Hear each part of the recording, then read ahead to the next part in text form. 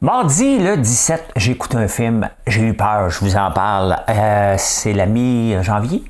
Toujours, Cut and Paste d'Oxfam, on va parler de ça. L'année 2023, l'année des régions, hein, on va parler de ça. Puis j'ai une toune que je dois juste vous chanter pour ce que je l'ai dans la tête. Hein. Bon show!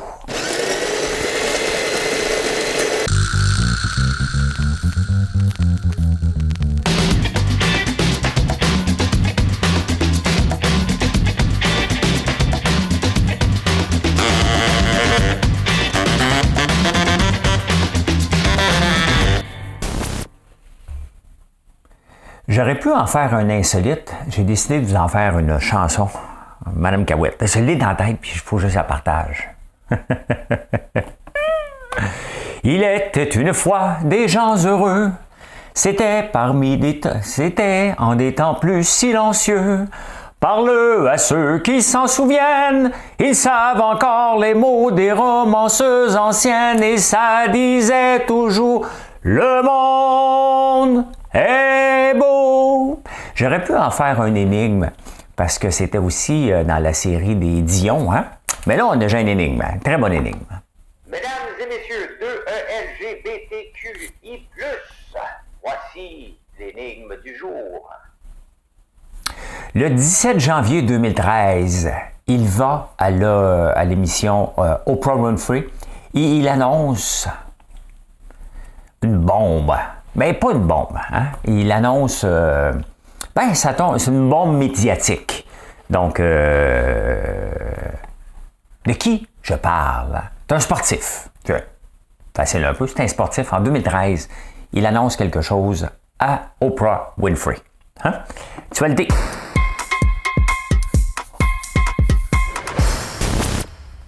Ben, tabarnouche. J'ai écouté le film Tall sur Netflix. Je l'avais vu passer sur les réseaux sociaux.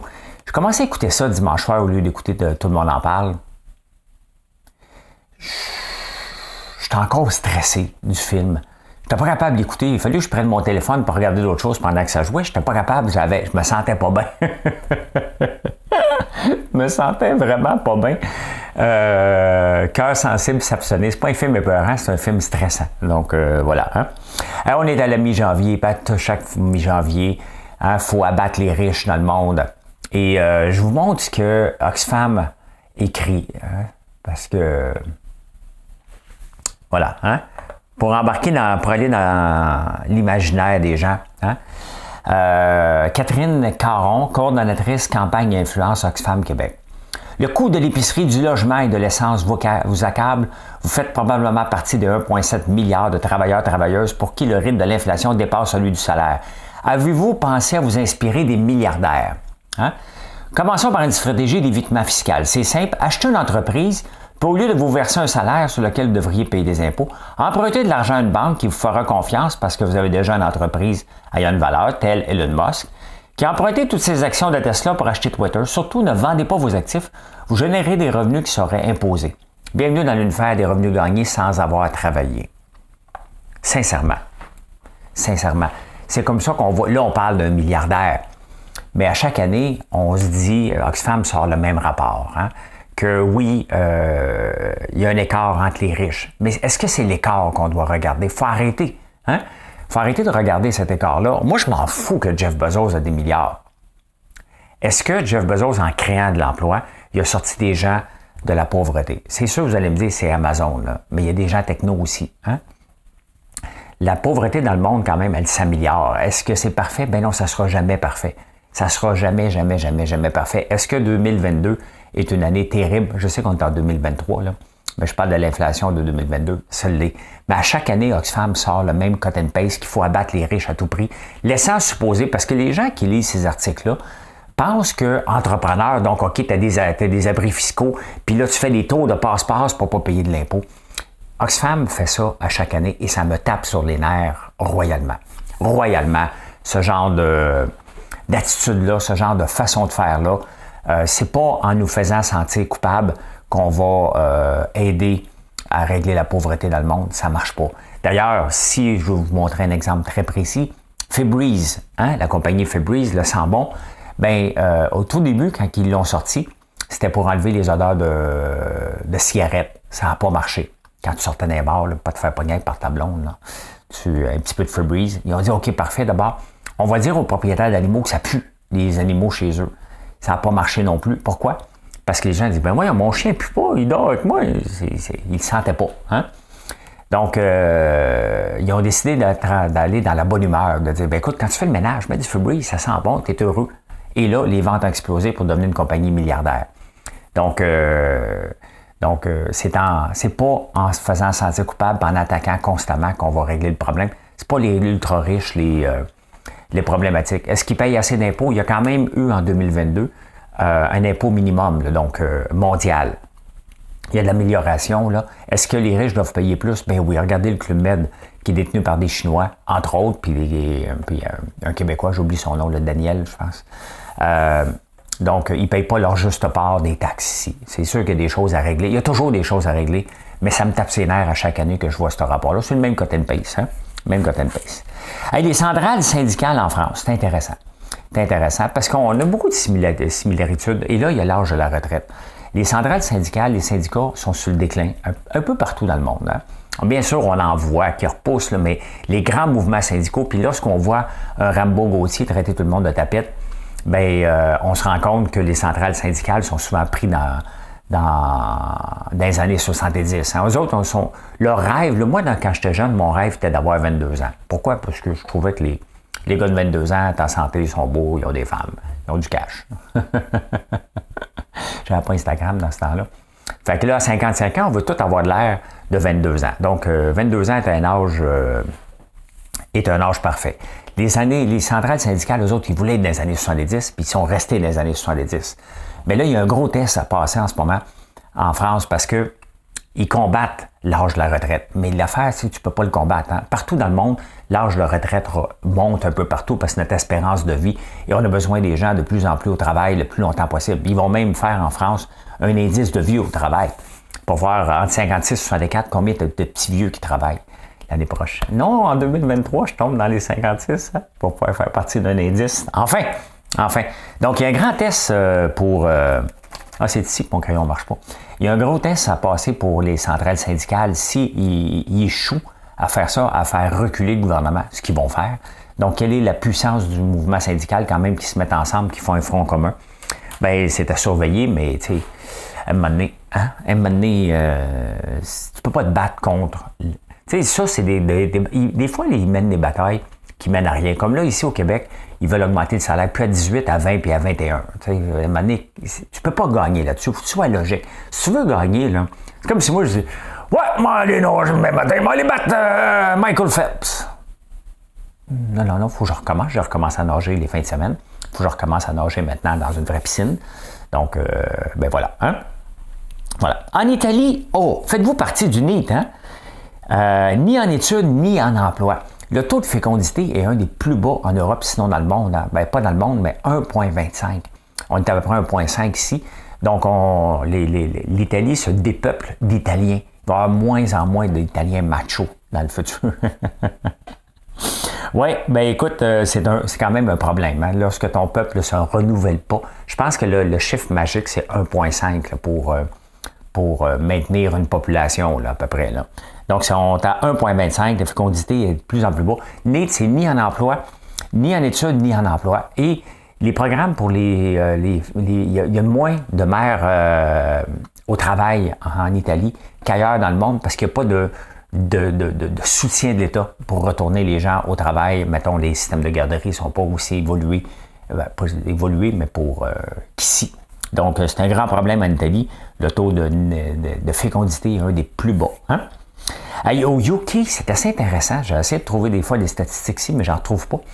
Un enfant aux 20 minutes se ramasse, un enfant de 10 à 14 ans, se ramasse aux urgences à toutes les 20 minutes. Pourquoi? Abus de drogue ou d'alcool, soit qu'ils l'ont pris par inadvertance chez leurs parents ou qu'ils en ont tout simplement pris. Donc, un enfant aux 20 minutes dans les hôpitaux de l'Angleterre. D'ailleurs, il n'y a pas d'âge. Non, c'est en Russie qu'il n'y a pas d'âge limite pour la boisson. Je pense qu'au UK aussi, il n'y a pas d'âge limite pour qu'un parent peut donner de la boisson à son enfant. Hein? Hier, c'était le Blue Monday. Je ne sais pas comment vous avez passé. Le troisième lundi de janvier. est reconnue comme la journée la plus triste de l'année. Donc, si vous avez passé au travers avec le sourire, bravo. Donc, faites pas un bad Tuesday. Donc, ça a tombé, les marchés boursiers étaient fermés hier, c'était la journée Martin Luther King. Donc, voilà, au Québec.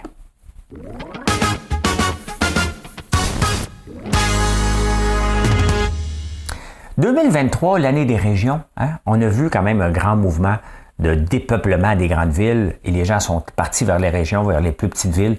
Et il y a un article dans la presse que j'ai lu d'Antoine Tardif, super sympathique, qui travaillait avant avec Alain Reyes, qui est maintenant maire de Victoriaville. Alain Reyes, qui était le maire de Victoriaville, il est parti au fédéral. Et Antoine travaillait avec lui au fédéral, je l'avais déjà rencontré. Très sympathique. Les deux sont super sympathiques.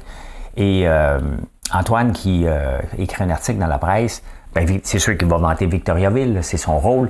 Mais est-ce que c'est l'année des régions? Ben, on peut le voir. Hein?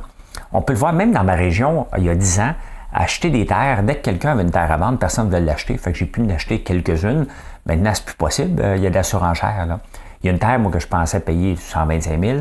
Elle s'est vendue 325 000 l'année passée. Le monsieur a fait un accident. Il a revendu tout de suite à 520 000. Donc, il y a un grand engouement. C'est sûr que l'arrivée de l'Internet, le Starlink et l'Internet aident beaucoup. Et cette fois-là, est-ce que c'est la bonne? Parce que les années 70, il y a eu un retour vers la Terre. Là.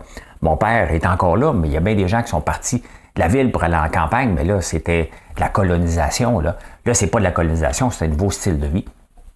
Tout simplement. Moi, j'ai besoin des deux. Je ne sais pas vous autres. Moi, j'ai vraiment besoin des deux. J'ai besoin de la ville, j'ai besoin de la campagne. C'est sûr que mon usine est à la campagne, mais bon, ma job n'est pas de faire des produits constamment. Ma job, c'est de faire de la recherche, de développer l'entreprise, de développer les liens. Donc, j'ai pas besoin d'être physiquement. La fin de semaine, je suis là.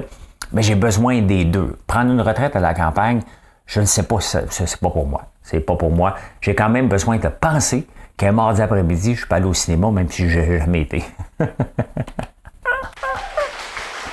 Merci, François. Merci. Donc, on va voir si c'est pour de vrai cette fois-là que les campagnes vont s'organiser. Hein? L'énergie solaire au Québec. J'ai un graphique. Des fois, j'ai des graphiques, moi. Quand je ne suis pas cheap de mes graphiques, je vais vous les montrer. Ah non, je ne l'ai pas pris. Ben, c'est pas grave. Quand je vais en Ontario, je remarque qu'il y a des panneaux solaires partout. Hein? D'ailleurs, ben, il y a 2819 mégawatts d'installés de panneaux solaires en Ontario. On en a seulement 15 ici. On n'en parle pas, on parle d'éolien. On ne parle pas de solaire ici. Donc, je ne sais pas, ben, c'est sûr que c'est par rapport aux subventions. J'imagine les éoliennes, on ne peut pas s'installer une petite éolienne dans notre cour. Quoique j'ai toujours rêvé, moi, parce que je suis comme dans un vallée. J'ai toujours rêvé d'avoir une éolienne en haut de la montagne. Et avoir une hydrolienne aussi dans l'eau. Je rêve encore avec la possibilité d'être off the grid totalement. Les panneaux solaires en feraient partie, mais ici, il n'y a pas de stratégie de panneaux solaires du tout. J'imagine, puis ma théorie par rapport à ça, c'est que probablement, c'est une question de décentralisation. C'est que les grands projets, c'est Hydro-Québec qui les fait ou qui les subventionne. Les panneaux solaires, c'est des petits projets dans les cours des gens. Et probablement que c'est pas payant pour Hydro-Québec de faire ça, puis le gouvernement s'en est pas badré, comme on dirait l'autre. Hein? On se borde pas de ça. Ça va tomber sur la tête. Vous savez, Apple a changé complètement l'écosystème, a fait tomber Facebook, Apple. Mais quand on dit qu'elle a fait tomber Facebook, Apple, Google et tous les Snapchat et tous les autres réseaux sociaux qui bénéficiaient beaucoup de la pub, c'est pas eux autres qui ont fait tomber en premier, c'est les petites entreprises. Hein? Parce que, mettons comme moi, je faisais de la pub sur Facebook, j'en faisais peut-être 200-300 par jour, 200-300 piastres par jour avant. Maintenant, je fais 3 piastres et demi par jour. Pourquoi? Parce que ça ne vaut pas la peine, mais il faut avoir des statuts quand même, une fois de temps en temps. Vous en voyez 2, ma boîte de collation et nos savons, parce que c'est des statuts que les gens écrivent régulièrement, donc c'est rendu plus qu'une pub, c'est rendu un statut où les gens viennent commenter puis ils viennent me parler, qui ont aimé, qui ont juste aimé, tout simplement. Hein? Donc, c'est assez rare que quelqu'un vienne me dire qu'il n'aime pas nos savons. Avec 66 fragrances, c'est assez dur de dire tes savons, c'est de la merde. Il y en a toujours un pour vous autres. Hein? Et la boîte de collation, c'est un méga, pas petit hit, méga hit. Donc, voilà. Hein? Mais cet écosystème-là a été tombé avec Apple qui a amené le fait qu'on ne peut plus suivre, on ne peut pas avoir de cookies pour voir qu'est-ce que vous avez magasiné. Et pour ça, c'est quand même... les réseaux sociaux sont en train de se réinventer, là, Facebook, Google, on va avoir de nouveaux outils, mais entre-temps, il y a un blanc. Hein? Il y a une autre façon que les entreprises comme la mienne peuvent faire de la business parce qu'on veut vous partager les informations, puis on vous demande de vous abonner à l'infolette. Ça fait partie des pratiques des entreprises comme la mienne, puis de n'importe qui. On vous demande, restez informé en vous abonnant à l'infolette. L'infolette nous permet de vous envoyer, c'est de la publicité, c'est une annonce de produit, comme là on vient de sortir notre nouveau popcorn au chocolat, on vous l'envoie on l'écrit en statut, on vous l'envoie aussi en infolette, et ça fait donner des ventes. Et une des choses qui est importante là-dedans, c'est de voir qui a ouvert le email. Est-ce que ça fonctionne? Qui l'a ouvert? Combien de gens l'ont ouvert? Ça a pris combien de temps de l'ouvrir? Donc, on a besoin d'avoir ces chiffres-là afin de cibler. Puis, il n'y a pas rien de mal. On vous a demandé l'autorisation d'avoir un email. Mais là, ils veulent enlever ça. On appelle ça les pixels... les spies. Pixel spy. Donc, ça nous permet de voir que l'as-tu ouvert? Hein? À quel moment tu l'as ouvert? Est-ce que ça fonctionne? Ça nous permet d'améliorer nos infolettes comme entreprise parce que on se bat, là. On se bat contre... Puis même les grandes entreprises sont là-dedans. Mais là, ils veulent commencer à enlever ça. Avec Gmail, tu peux enlever ça aussi. Ce sont des outils, tu sais, qui aident énormément les petites entreprises et les grandes, mais qui aident toutes les entreprises, l'infolette. L'infolette, c'est quand même relativement rentable. Il faut juste pas trop en faire, bien entendu. Sinon, on va se désabonner. Mais il faut en faire à l'occasion. C'est une belle façon de communiquer avec nos clients les plus... ceux qui font le plus de repeat business, et c'est important. Il ne faut pas t'ambitionner sur personne, mais les gens veulent savoir. Moi, des fois, je veux savoir. Je me suis inscrit à un paquet d'infolettes de différentes choses, de mini-maisons, de choses. Je veux savoir quand est-ce que ça va sortir, quand est-ce que ça va arriver. On se crée des besoins, c'est vrai, mais il n'y a rien de mal. Donc, pensez-y avant de tout désactiver. Vous nuisez peut-être à une entreprise qui est peut-être l'entreprise de votre père, de votre mère, de votre conjoint, sans le savoir. En désactivant tout ça, les pixels et les suivis d'emails, on nuit à des entreprises de vous dialoguer.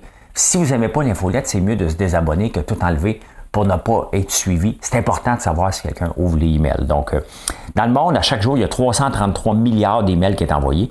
50% avec un pixel pour savoir si vous l'avez ouvert ou non. Hein? Ben voilà, finance.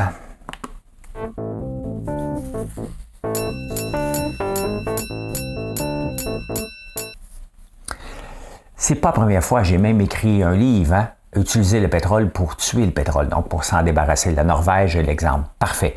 Hein? C'est le pays avec le plus d'électrification des transports et c'est un des plus gros pays producteurs de pétrole dans le monde. Puis il continue à ouvrir des nouveaux puits de pétrole. Ici, je l'ai dit souvent, Éric Duhem le dit souvent. Faites-vous-en pas, il y a quelques points que je suis bien d'accord avec Éric Duhem, mais le reste, quand on parle de COVID, Éric Duhem, il fait du grand délire. Là.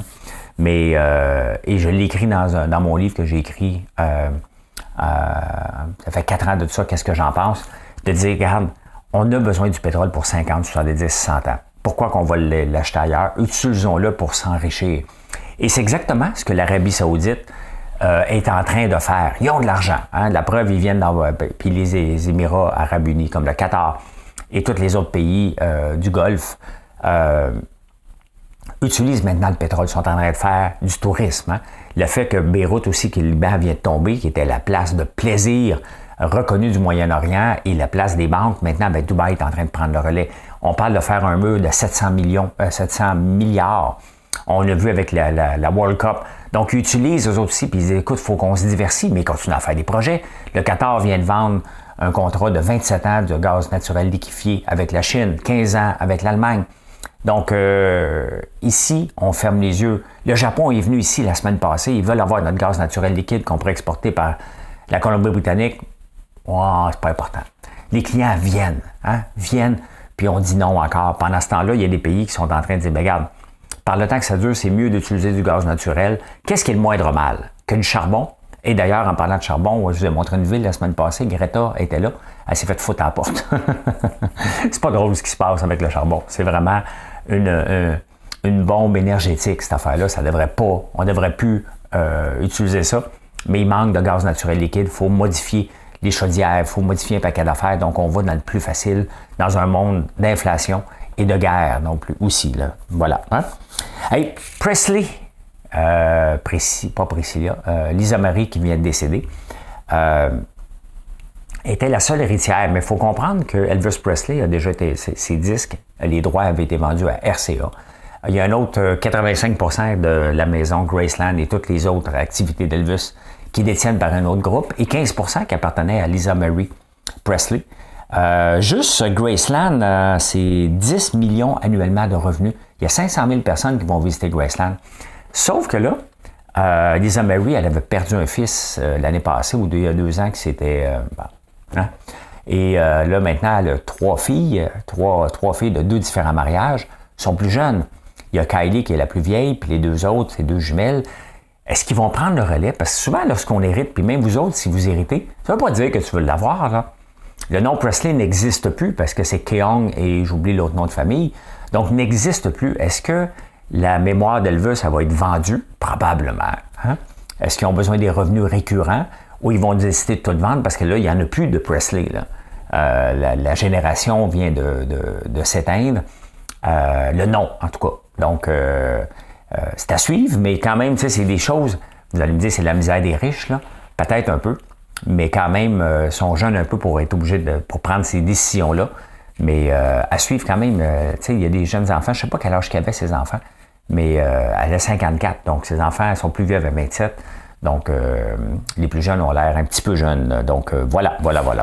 Il y a des décisions à prendre, intéressantes à voir. Est-ce que le Graceland va toujours exister à Memphis? Peut-être pas. Hein? Mais quand même, on tripe tellement sur Elvis. Elvis a fait plus d'argent depuis sa mort qu'avant. Hein? Voilà, insolite.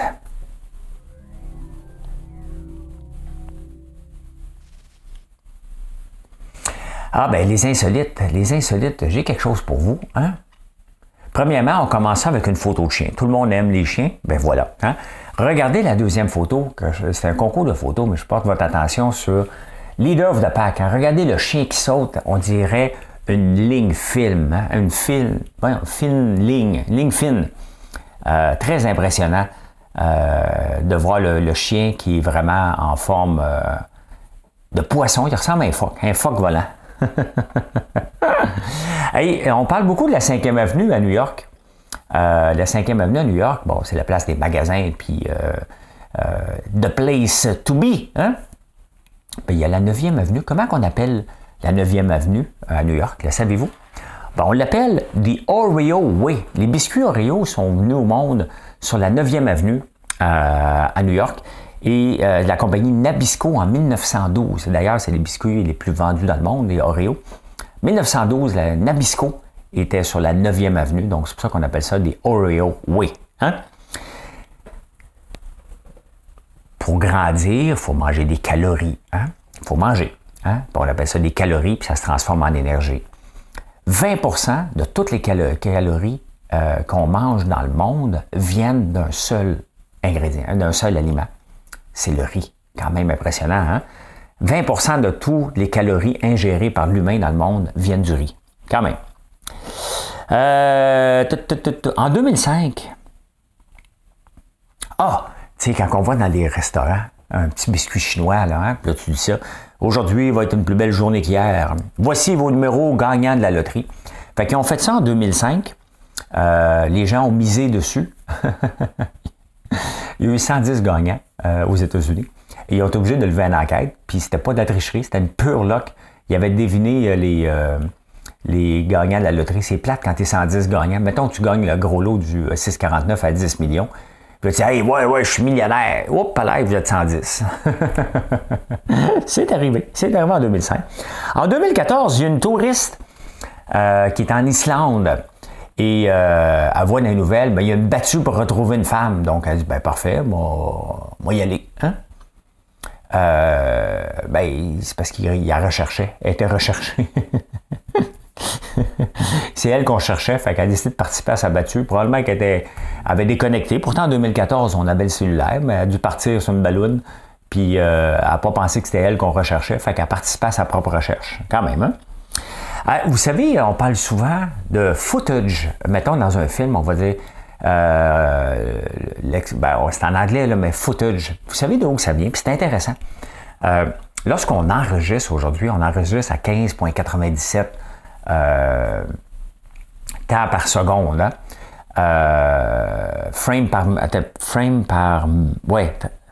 Des frames par seconde, exactement.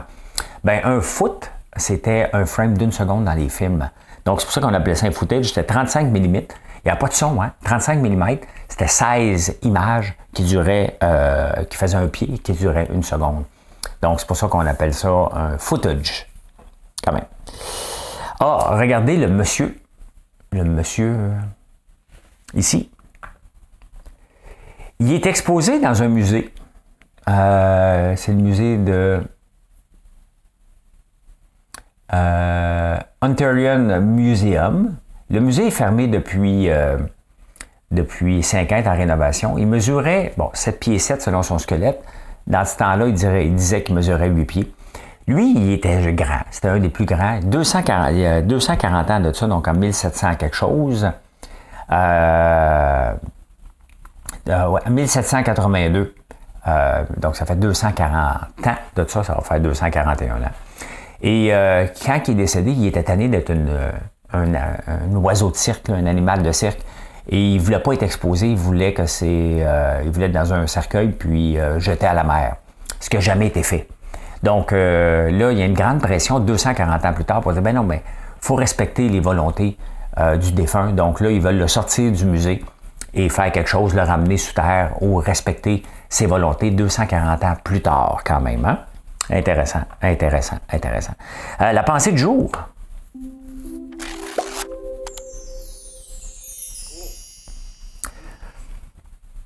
En affaires, on a souvent le dos à côté au mur, hein, régulièrement, puis on dit qu'est-ce qu'on va faire. Hein? C'est soit que tu es à côté ou soit que tu as la face dans le mur. Hein? Il y en a qui diront il a été bercé trop proche du mur. Ou encore, merci. Hein? Robert, salutations mon Robert. Mais tu sais, la façon dont vous réagissez lorsque votre dos est contre le mur déterminera si vous voyez ce qui se trouve réellement au-dessus du mur.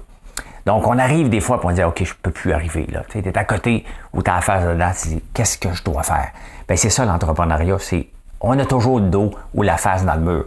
Il faut trouver toujours une solution pour l'escalader, pour aller voir comment on peut le monter le mur. C'est pas toujours simple. Hein? Souvent, il n'y en a pas de solution, mais il faut en trouver une pareille. Et c'est ça qui fait la différence entre un grand entrepreneur ou un entrepreneur qui va juste laisser tomber les bras, tout simplement. Hein?